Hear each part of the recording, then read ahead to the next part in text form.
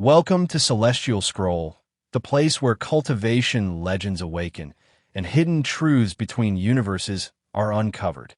Today, we delve into an incredible theory that sparked intense discussion among Donghua fans.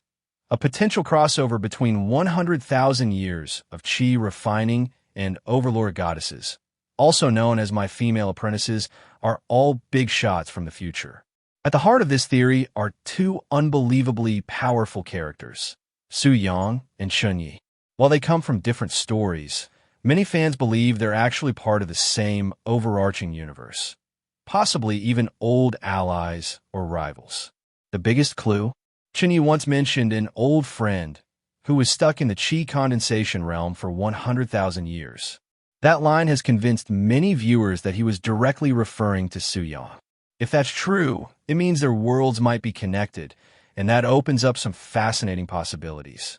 Let's start by looking at Su-yang, the main character of 100,000 years of Qi refining. His story begins with what seems like a tragic fate, stuck in the lowest stage of cultivation for an unimaginable 100,000 years. But instead of becoming weaker, Su-yang becomes something far beyond comprehension.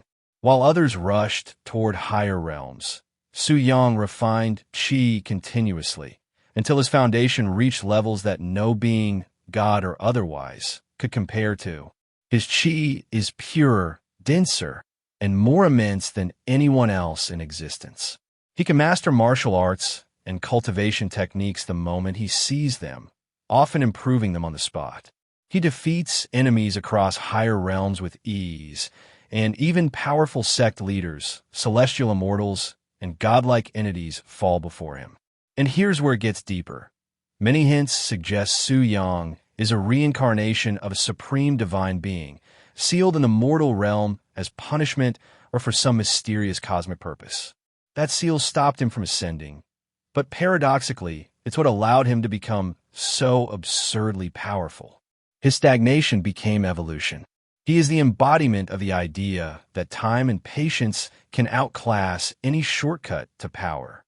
Now, let's shift to Chen Ye, the protagonist of Overlord of Goddesses. On the surface, Chen Ye is the ultimate master, a calm, collected figure who trains a group of incredibly powerful female disciples from the future. But he's far more than a teacher. Chen Ye is portrayed as someone who's already conquered his universe. His knowledge is vast, his cultivation immeasurable, and his control over his realm borders on godlike. Some fans believe he's more than just strong. They claim he might have conceptual control, meaning he can manipulate rules, destinies, or even the narrative fabric of his world. In several scenes, Chen Ye is aware of events far before they happen, and he often resolves conflicts with such ease it feels like he's bending the very logic of the universe. While some argue that his omniscience and omnipresence are symbolic, others point out the deliberate hints, like his disciples coming from timelines or dimensions where Chen Ye's name is already legendary. This suggests he's transcendent, operating across time and space, possibly as a universal constant in his world. And beyond his raw strength, his ability to teach others and elevate them to godlike levels showcases a mastery that goes beyond physical power. He isn't just a fighter, he's a shaper of futures. Now comes the question, who is stronger, Su-yang or Chen Ye? It's not an easy answer. Su-yang breaks traditional cultivation systems entirely. By staying in Qi condensation for so long, he built a foundation so stable, so infinite, that any advancement he makes afterward would be like launching a rocket from solid bedrock. He's proof that depth matters more than height. He defeats high-realm cultivators effortlessly, often without even needing to draw his full strength. And more than just raw power, Su-yang has a spiritual resilience, the kind that comes from suffering, endurance, and millennia of quiet growth. He doesn't rush toward heaven. He pulls heaven down to him. But Chen Ye's power comes from a different realm altogether. While Su-yang dominates through overwhelming Qi and mastery of martial arts, Chen Ye seems to exist above the battlefield, controlling fate itself. If the theories about his narrative awareness are true, then he might operate on a level where battles are decided before they begin. Some fans speculate that Chen Ye could create, reshape, or erase cultivation paths with a single thought. His calm demeanor isn't arrogance. It's confidence born from complete awareness of the game board and possibly being the one who built it. He doesn't just overcome threats. He understands them to their core and dismantles them with precision. The crossover theory adds a fascinating twist. If Chen Ye truly recognizes Su Yang as an old friend, that would mean he has existed long enough, or at a high enough level, to observe Su Yang's 100,000-year journey. That kind of awareness implies Chen Ye is operating from above Su Yang's dimension. But here's the paradox.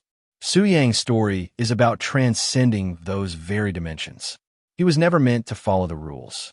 He surpasses every being who once stood above him, regardless of how untouchable they seemed.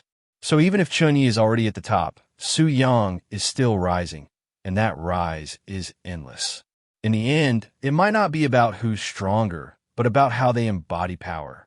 Su Yang represents infinite potential, the unstoppable force of patient growth. Chen Ye represents perfected mastery, the immovable peak of universal understanding. One is a storm growing beneath the heavens. The other is the sky itself. Maybe a true battle between them would never happen, or maybe it already did, and we're just seeing the echoes. But one thing's certain.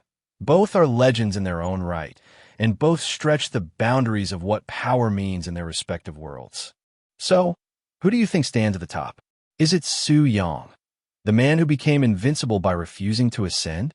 Or Chen Ye, the master who may already control the flow of reality itself? Let us know your thoughts in the comments. Thanks for watching Celestial Scroll, where every story hides a deeper truth, and every character might just be more connected than we know.